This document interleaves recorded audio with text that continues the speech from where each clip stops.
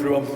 Well, as the church moves to a time of actually getting back together, we thought it'd be a good idea to find out from Rob what some of the plans are, what some of his thoughts are about what's been going on over the last few months and what will be happening in the next few months and even years ahead.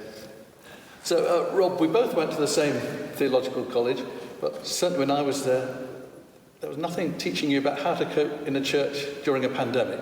No, this has been quite an experience for us, and as the clergy in the chapter, the local clergy have talked together, we've kind of said, it's been a bit like being chased by a boulder down a hill, and now we're trying to push the boulder back up the hill, and certainly that was never part of our education at Durham, no, never.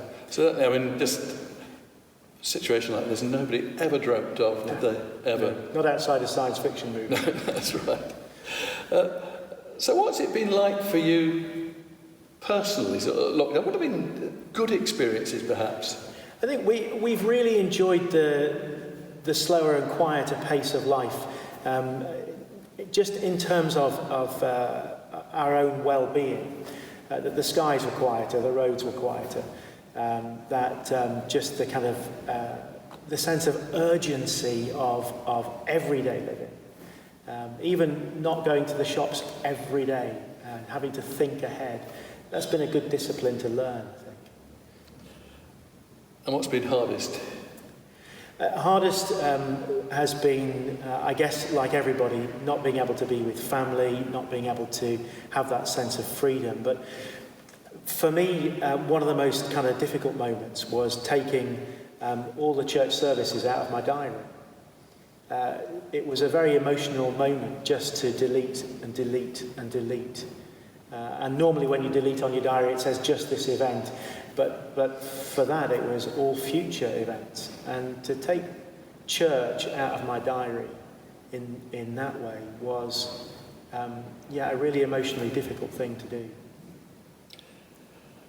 So what have you and the rest of the staff team been doing? And no, you haven't been sort of sitting at home with your feet up all day. So how has the work proceeded when people haven't been able to observe it, perhaps? Yeah, I think it's one of those things where we've had to be on a very steep learning curve. So we've had to learn new skills, and we've had to learn a new way of interacting with the people that we're given to love. So we've had to learn about the online ministry that we've done, and the whole team, the lay team and the clergy team have really done a terrific job with that. But it's been a learning curve for the way we preach and the way we teach. We've learned that you don't need a 25-minute sermon to get the point across. You can find the Lord in daily life and in a short passage, and it can be more meaningful and more instructive. We've done a visiting ministry by phone, by walking round once that was allowed to walk around with people. We've learned that we've had to develop new ways of communicating with people. But then the daily business of the church has gone on, and particularly the administration and the management and dealing with the legal side of things, that's all gone on. We've had an increase in doing marriage licenses for people around the deanery. That's one of my responsibilities, and that's been swearing affidavits with people so they can get married without reading their banns, and all of that takes. Of course, just time. no banns allowed in church because there's no church. No, that's right. That's right. You mentioned the doing stuff online. We've made good use of the internet with reflections and lunchtime and evening and Sunday services. Any idea how they've gone down? They've gone down really well, and that's been a really humbling thing. The numbers of people who've been watching our reflections have surprised us all, really. It's been a joyful thing because we've reached people who've not been connected with our church before. And some of those have been a long way away and will never be members here in the building. But actually, we've heard stories of people saying, my family have sat and watched church with me for the first time ever. My husband or my wife or my children. Whereas they would never have come to church.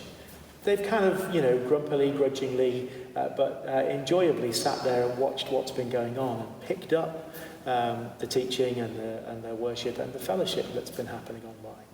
So we've had, in excess of 250 people watching the Sunday online services. We've had, in excess of 150, 200 people watching the daily reflections altogether. And there was even one retired clergyman who got nearly 900, nearly 1,000 views. And I think you can wave the flag on that. Oh, well, yes. I think my family must have been sharing that widely.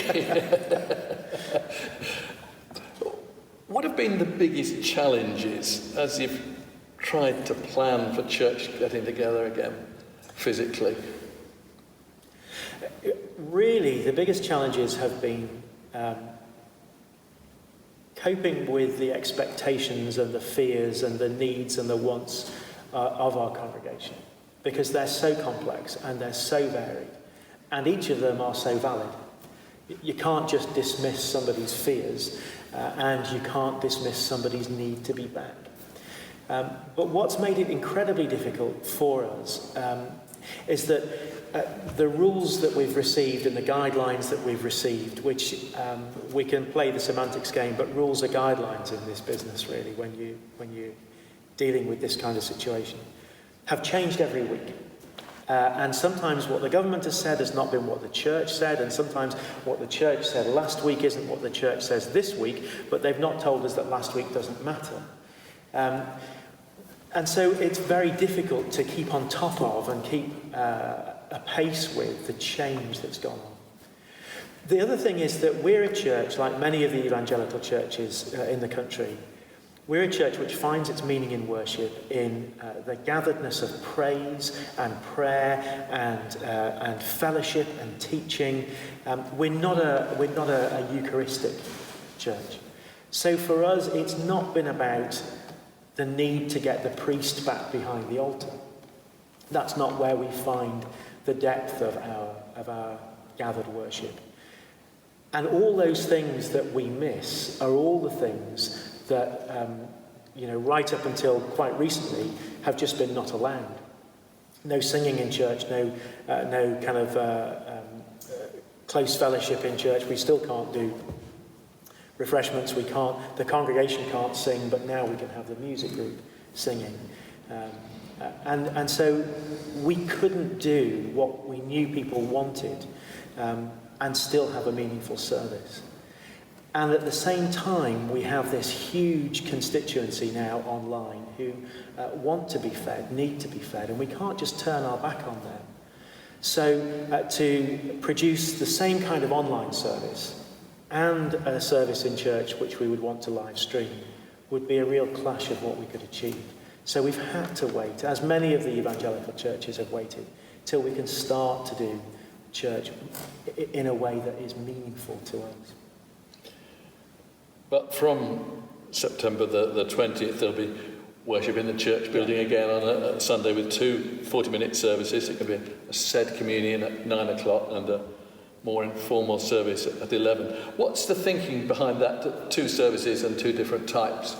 So we have a church here of real split personalities in our services. We have the 8 o'clock, which is dead straight, said communion, sometimes using the old Book of Common Prayer words. We have the 10:30, which is much more relaxed and much more free, open worship, and the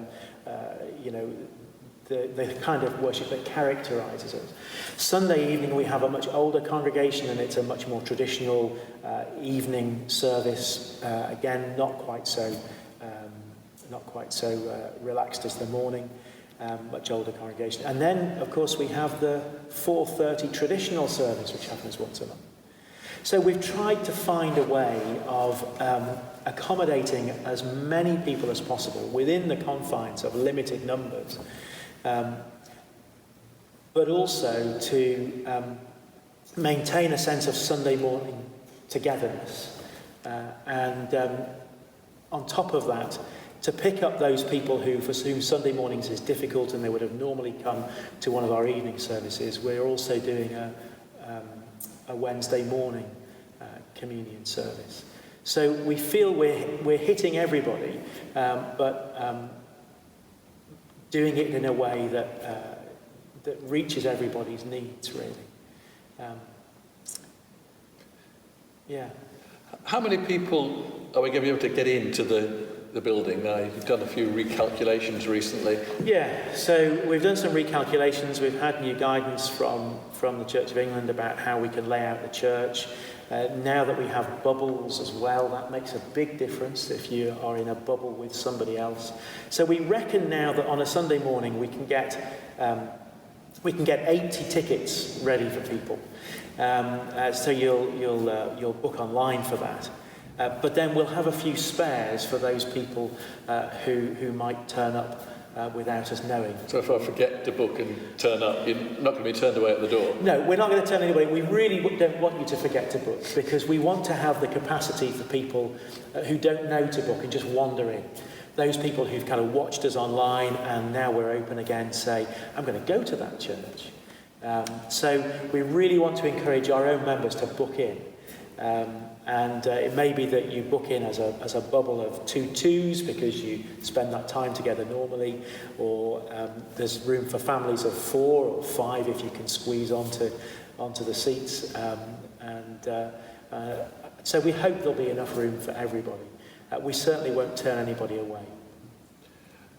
So when we turn up on a Sunday, how do we work out where we should sit? Do we just find the chair which looks nicest, or yeah, what? I think this is going to be a challenge for some people, because you can't sit where you always sat before, and also you can't always get to sit near the people that you've always sat with before. I think it's a tremendous opportunity for you people to make friends and see the church from a different perspective. But when you book, you'll be allocated not a seat number, but you'll know that you've booked a 4, or you'll know you've booked a 2. Or a single chair. And so it really is a matter of looking for where there is an available 2 and an available single. And we'll have a list of what you've booked. We'll have to have that for the track and trace thing. So somebody will direct you to where there is an available set of seats. These are going to be, having 40-minute services, I think. So if there's a 40-minute service at 9 o'clock, why are we waiting until 11 o'clock for the next one? Yeah, I think at the moment, as with everything over these last 7 months, we've been learning. So the idea is that we want to allow time for people to move in and out of the building safely. We want to allow time to clean the things that can be cleaned and need to be cleaned. And I think it's prudent for us to say, if we can wipe down the tops of all the chairs, that would be a good thing, where people might have put their hands. If we can clean the loos between the services, again, that would be a prudent thing. It's not something that we're advised to do, but we feel that it's something that would be good to do. It helps those people who are nervous about coming back be able to come. It allows the band to set up for the 11 o'clock service. I always remember in my first church, there was a very dear person who used to object to all the microphone stands being laid out, because should it look like Birkenhead docks at the service beforehand, where they didn't have any musicians. And I think we want to value people who come to both services, and not treat the first one as second class, and not make it difficult for the second one to set up. So that's really why. Things may change. We might find that we're much slicker than that, in which case things may change. But there will be music, but at the moment, the congregation aren't allowed to sing, are they? No. So the congregation have to come and wear masks, and they have to wear them from the moment they come through the door till the moment that they leave, unless there's a real medical reason why not. You still can't sing from behind a mask. We've had new regulations following a government study this week that says congregations still can't sing, but a small choir can sing, and that allows for us to have singers at the front. So it will be worshipped by absorption rather than by active participation. I did hear of a church last week where they hummed to the songs. Oh, okay. So that might be a possibility. Yeah, yes. I mean, I think we. Just don't hum loudly. Yeah, I think the reality is that people will probably, sing in a whisper from behind their masks. It'll be very hard for us not to do that. That's what we do. There's going to be the communion and the midweek communion. How's communion actually going to work? So, essentially, communion will feel very much like it did just before we went into lockdown. People will be offered the bread only. We still can't do a shared cup. And in the Church of England, we can't do separate cups. At the moment, that's just not legal, and we've been explicitly told that can't happen. What do you mean, a cup for every single person? Yeah, like they would have in the Methodist Church or the Baptist. We're just theologically and under canon law aren't allowed to do that. It's the only point at which the leader of the service has to put a mask on when he's giving the bread, and all those who are sharing the bread will have to have a mask on. It may be that we use wafers because they are easier to handle. There's less crumbs, but otherwise it will just be exactly the same. You'll still come up and you'll still receive, but it'll be a bit like looking at an angelic Darth Vader in a white mask. Will all the services be live streamed or available to view later? We really hope so. We're having problems with our broadband here in church. We can bounce it in, but the signal is so poor that we don't think we'll be able to bounce it out. But our intention is, however we manage it, is to live stream as much as we can. We're starting trialling it with the first few weeks in September on the Wednesday morning communion, so that we're ready for the Sunday. So again, it's one of those pushing a boulder up a hill moments. We hope the transition from what's been recorded to what's live will be just as good, if not better. And what about the children, Sunday school, Pathfinder, things like that? Yeah, so Ed is going to do a very similar video to explain what's going to happen, but we want the children to be back in again as the schools are back in. We're taking our lead from them. The Church of England is taking its lead from them, and there will be social distancing measures in place about how they come in, how they stay in their groups, what they do together, how they get out. So that'll all come out as well. But, we're a church which is about a family, and we hope there'll be still be an all-age service once a month where we can all be together. But again, numbers always make that difficult. Yeah. All in inverted commas at the moment. All in inverted commas, yeah. But there can be no Sunday evening services. So why is that? I think we felt really that we wanted to reduce the pressure on people where it wasn't necessary. Over the lockdown, a lot of people said, and we read it in the survey, that they'd really enjoyed the fact and benefited from the fact that life was less frenetic and less demanding. Having church twice on a Sunday, morning and evening, can add real pressure to a family, to those who've got real calls on their time on a Monday morning. And the evening services are only really there because they were the service that the servants went to. So it's not like it's a divine demand that we should be in church at 10:30 in the morning and 6:30 in the evening, unless, of course, So we decided that it was very much a good idea to say, look, don't worry about coming to church on a Sunday evening. If it's your normal practice, and we know that most of the people who come on a Sunday evening are retired, we're going to open up a Wednesday morning so that you can come to that. And actually that's easier as the nights draw in and as the evenings get difficult. And for those of you who need to be free, to rest, to be with your family, to have a less pressured start to the week, enjoy the time with your family. Come on Sunday morning.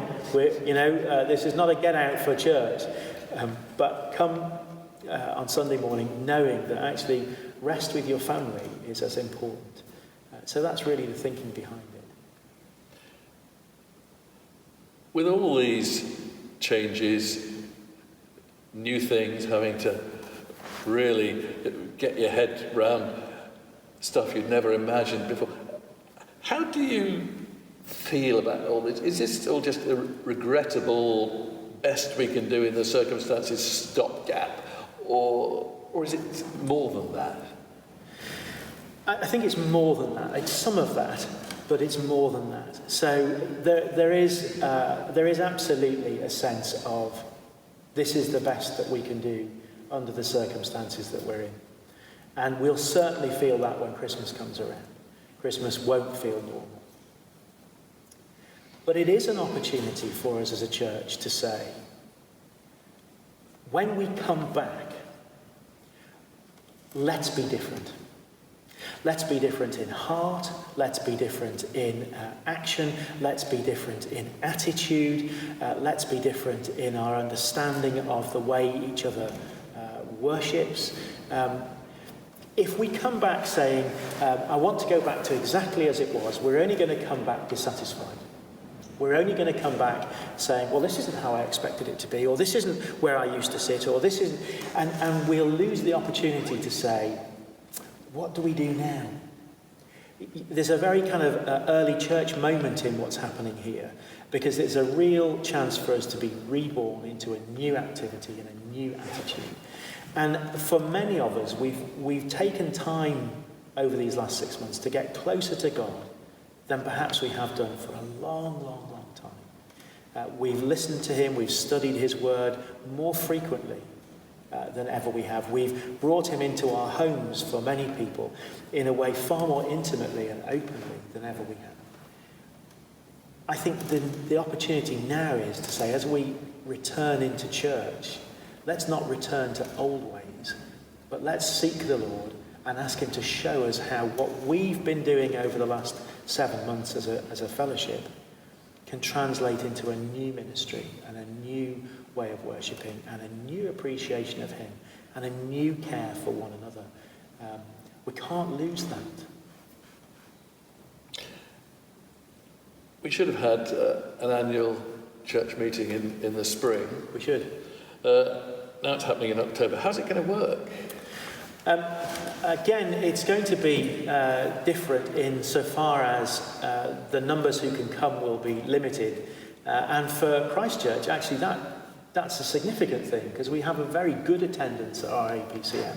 But we've now just been given permission for it to be online as well. So people will be able to zoom in and take part in the APCM. And that's a very recent change in the law that's been allowed by the bishop.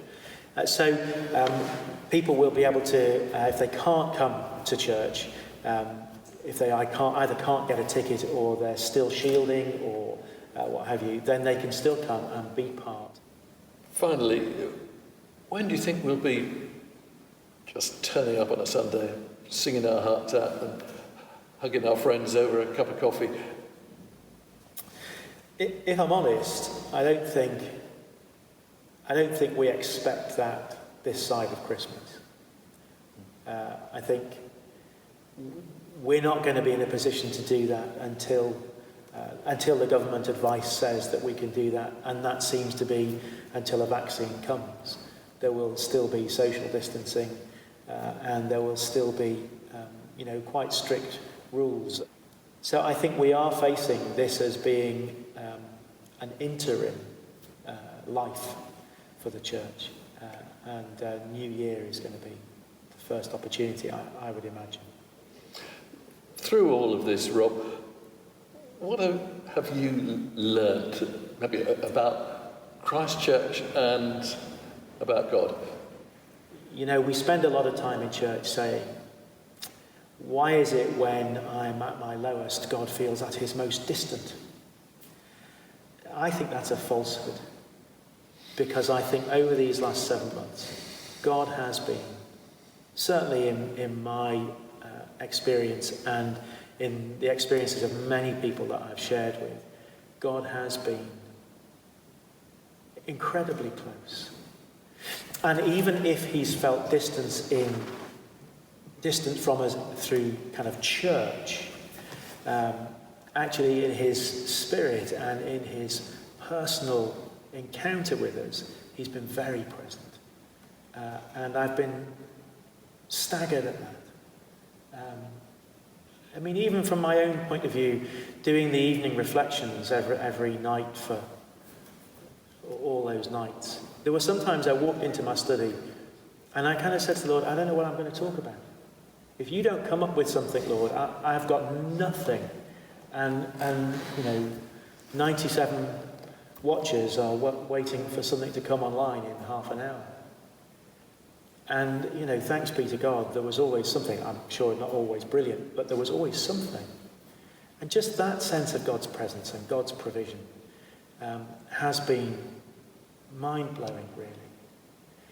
The way that the church has cared for each other, the way it's looked out for each other, the way that it's been really united in its love and its tenderness, has been a real encouragement and not a surprise. But just to see it in action, where people have... I think of all the people from the community lunch team who've been faithfully ringing their community lunch people every week. And they've been, given a task and they've done it. I think about all our folks who've done their online reflections, all the wives who sat next to us and suffered, the trial of being assistant clergy for the day. It is the hardest seat in the place is to sit next to the clergy, and real hats off to Andrea and Rachel and Sarah and Becky and Paul as well, who sat there. People have really risen to this time, and I guess what I really hope is that we keep rising. We keep that level of inspiration from the Holy Spirit and say, okay, Lord, where do we go next? What do we do next? And that's certainly the church that I want to lead as we go forward. Thanks, Rob.